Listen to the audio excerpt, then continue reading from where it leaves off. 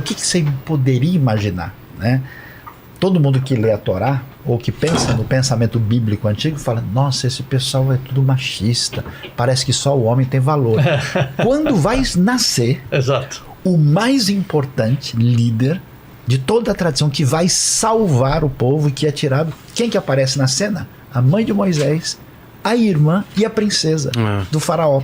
Então, quer dizer, o Eterno, ele entra na história, utiliza até mesmo esses poderes para construir um caminho, que acho que é aí que o pessoal precisa entender, um caminho de parceria e amizade com o povo de Israel, porque ele vai fazer nessa grande libertação um berit, quer dizer, uma aliança. Ele vai estar presente no meio desse povo de uma maneira extraordinária. E talvez o Rabino vai ficar bravo comigo. Não, por quê? Mas os israelitas não estão com nada. Por quê? Eles são um povinho de nada. Eles são da terceira divisão do mundo antigo. Eles jogariam contra o Juventus, contra o Misto, o Cuiabá, entendeu? E Deuteronômio, o Devarim diz que você acha que eu escolhi vocês porque vocês eram um grande povo? Vocês eram um menor. E Deus vai fazer um negócio tão extraordinário com gente tão simples que cheira ovelha e cabra numa situação de deserto para construir a história mais bonita que a gente conhece. Então, assim, parece que não. Olha que coisa interessante. Mas é show isso de mesmo. bola. Interessante demais que ele falou. As pessoas, elas leem a olho nu, sem a essência da Torá oral, e acabam interpretando aquilo como um livro de historinhas. E é muito perigoso. Olha o protagonismo que as mulheres dentro da comunidade israelita recebiam. A filha de Amram, que é o pai de Moshe, ela levantou uma bandeira questionando o próprio pai. Imagina o rabino-chefe da geração, Amram, o líder, né, da tribo de Levi, ele se afastou da sua própria esposa. Por quê? Olha o que estão fazendo com as crianças que estão nascendo. Estão jogando aonde?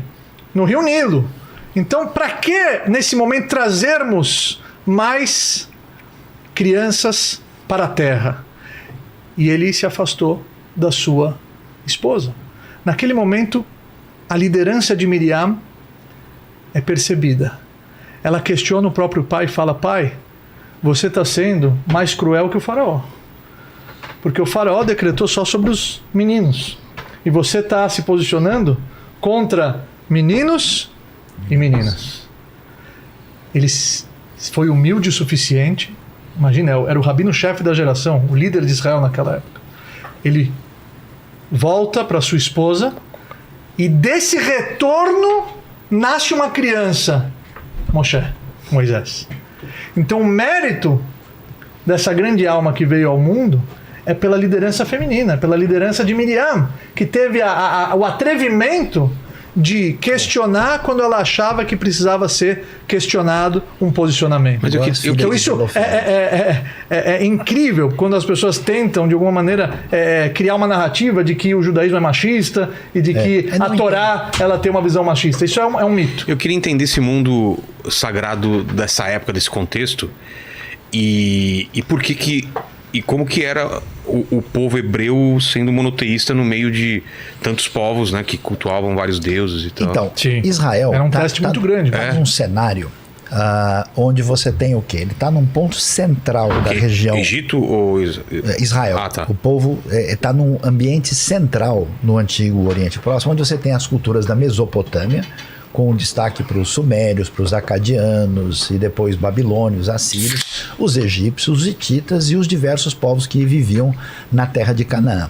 O que existe? De acordo com a própria Torá, o ser humano conheceu o Deus único e se afastou disso e foi num caminho, eu diria que na verdade é de endeusar-se a si mesmo, porque o ídolo não existe. Ele é vazio. Quando você cria um ídolo, você está espelhando algo dentro de você para fora e indiretamente adorando a si mesmo. Mas quando quando é o Deus Sol, o Deus da chuva, o Deus da fertilidade. Então, mas é mais ligado ao benefício Sim. e limitando a divindade. Querer dar uma justificativa para um desejo material, Que criando é uma divindade necessidade. que autoriza isso. Exatamente. Que Então, legitima isso. Entendi. o pensamento da Bíblia, da Torá, ele se levanta contra isso de uma maneira muito interessante. O que Deus faz? Deus age num ambiente, né? Ele mesmo mencionou que a tradição hebraica vai falar que o Terá, pai de Abraão, Era ele um vendedor de status. né? Ele estava Vendedor de ídolos. E aí o que acontece? A gente vai ver como é que o Eterno se revela, se mostra nesse ambiente para o reconhecimento desse Deus único. Mas isso vai ter um desdobramento de uma construção de realidade Claro. que é muito especial. Inclusive, Vilela, até eu queria entrar num aspecto muito interessante, como as pessoas têm estereótipos assim na cabeça e não entendem bem, né? Olha que coisa interessante. Quando você vai ver as leis de Deus, os chamados 613 mandamentos que estão ali na Torá, a gente vai encontrar mandamento de ecologia. Você não pode pegar um passarinho junto com a mãe e tirar do ninho sem levar em consideração. Tem mandamentos que falam de como é que a gente deve lidar com a terra. Sim. O ano sabático da terra, A Shemitah. orientação, Descansar um ano na terra. orientação de Deus diz respeito até a construção do tabernáculo, para o pessoal aprender como se relacionar com esse Deus da aliança. E Deus chama dois indivíduos, Bezalel e Aholiabe, que são artistas. Então você fala, puxa, na cabeça das pessoas, religião parece que não tem nada a ver com ecologia, a fé parece que não tem nada a ver com arte. Exato. E é coisa interessante, o Jonathan Sacks, Sim, o que é um Lord. grande estudioso, Rabino-chefe da Grã-Bretanha. e era uma pessoa que conhecia de filosofia, muito capaz de conversar com outras tradições de fé. Uma das coisas que ele ressalta, que eu acho extraordinária, é que quase todos os grandes indivíduos da Bíblia, no Antigo Testamento, no Primeiro Testamento, você tem a referência dos pastores e no Novo Testamento dos pescadores. Quando você olha isso, você vai ver que Moisés, Abraão, tudo pastor de rebanho. O pessoal cheirava cabra e ovelha. No mundo agrícola, onde havia uma opressão em cima das pessoas, eles são aqueles indivíduos que não oprimem ninguém e não querem ser oprimidos por ninguém. Entendi. E nesse ambiente, eles vão transitando, e a figura de quem aprende de Deus, aprende, sabe como? Observando os animais, observando A cabra, natureza. ovelha. Um negócio muito impressionante. Então, o que a gente vê? Hoje a gente vê uma espiritualidade dividida hoje.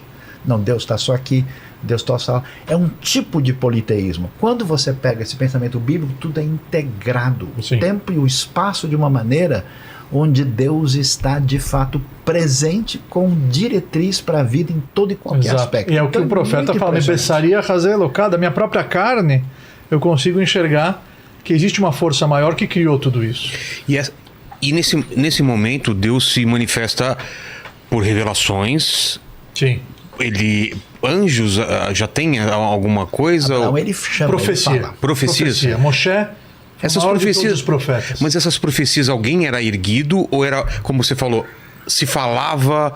Como O profeta nada mais é, o Navi, ele, que hoje não existe mais a nevoar, mas naquela época, naquela geração, nem todos os Neviim entraram, nem todos os profetas entraram para o Tanar, que é? que é as Bíblia. escrituras sagradas.